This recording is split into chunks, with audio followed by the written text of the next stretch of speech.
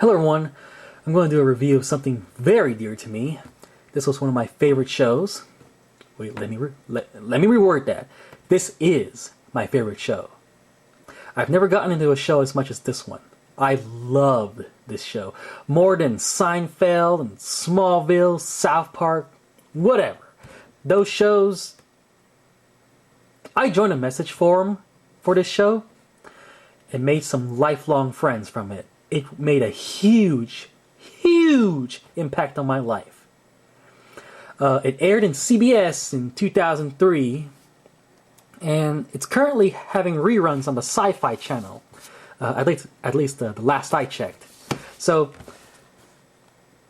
it only lasted 2 full seasons before it was canceled. And here's why I heard why it's because it's canceled. Because to some, it doesn't make sense that one of the highest rated TV shows during that time was getting canceled.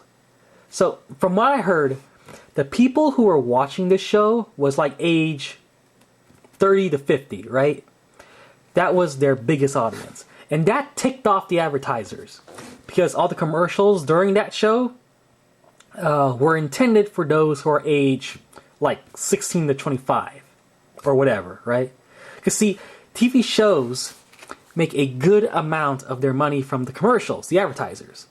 The companies would be charged a certain amount of money to show a commercial during the show, hoping that enough people who are interested or watching the show, it would go out and buy the product. That's why during the Super Bowl it costs so much to show a commercial, because they know that all sorts of people are watching it and will buy the product when they see the commercials. You know what I'm saying? Company sells commercial to TV studio makes money, TV studio shows the company's commercial, people watch the company's commercial, people buy the company's product, company makes money. Anyway, with this show, the commercials were all like previews to teen movies or acne products or, you know, things that are intended for those in their expected audience. In this case, those who are in their teens, the 20s.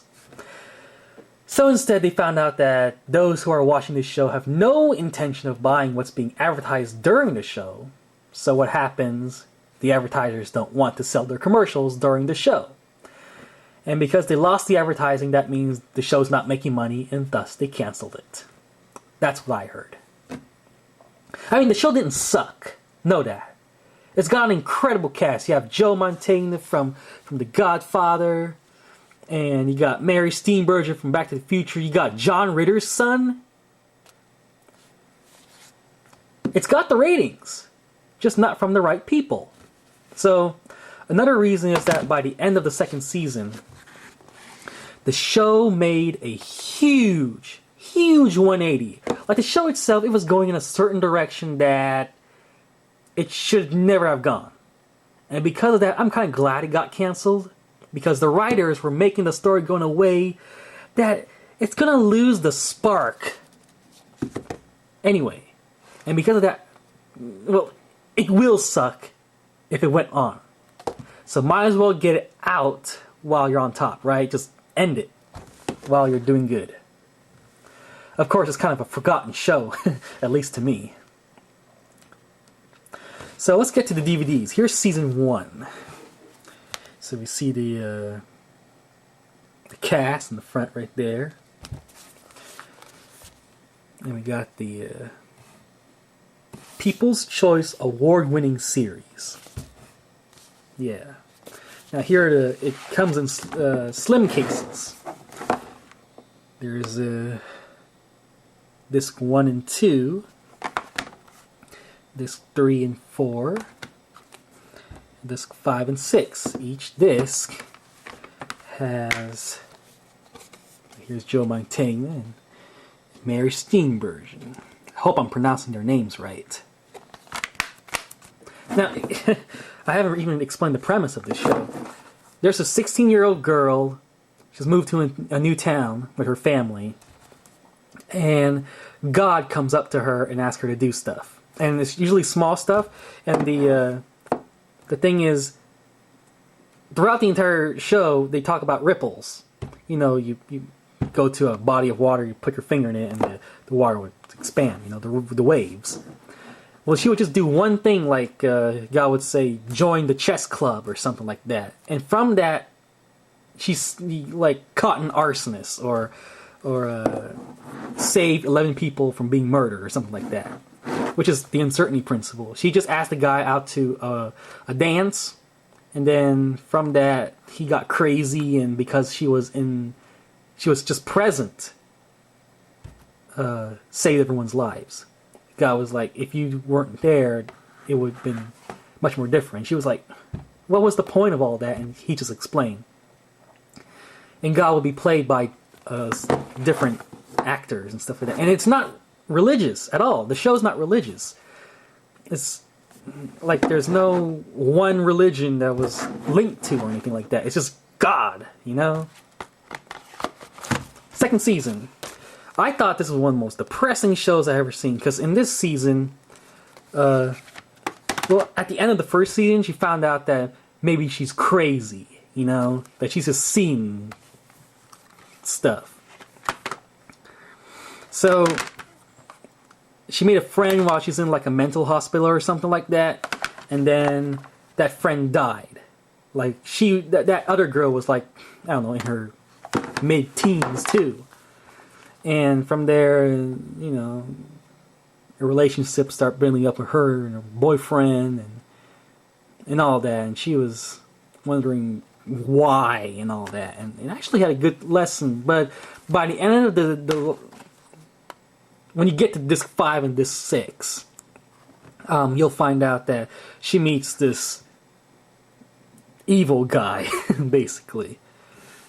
And it was never said that, oh, she's talking to God and the other guy's talking to the devil or anything like that. But it just went in a different direction where he and her were like in this secret holy war or whatever, right? So it just went in a direction that no one wanted to go. So that's it. So yeah, there are documentaries, featurettes, a look at season 2, the making of Queen of Zombies, which is like a musical episode, a tour of Jones High School, and table reads, audio commentary. So yeah, this pack had a good amount of stuff. Oh, one little gripe I have.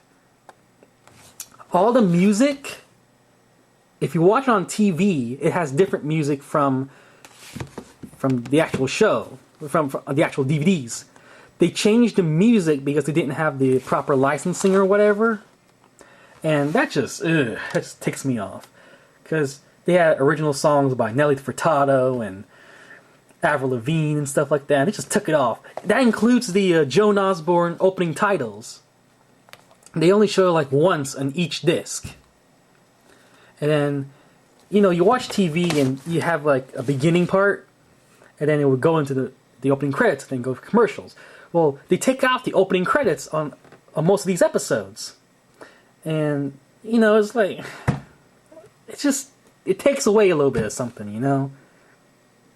Because you have the teaser part at the beginning of the episode, and then you go straight into the credits. Opening credits, the theme song. Well, they take out the theme song in all the episodes. That's one little gripe I have. That they change the music, and they take off the opening titles. But yeah, people demanded that this DVD be released, and it came out, you know? Now all the fans are done sending them hate mail, and CBS is once again, whatever, you know? But yeah, that's my review. It's a pretty good show. If you haven't checked it out yet, it's not that bad. It may be a little too dramatic or whatever. I've seen more dramatic, to be honest with you. You watch Maury, that's dramatic. So, I'm glad you guys, if you went through to the end of this video, then wow, you know. So, glad you listened, and thanks for watching. Now, I'll see you guys later, okay? Here's my review of Joan of Arcadia DVDs. See you guys.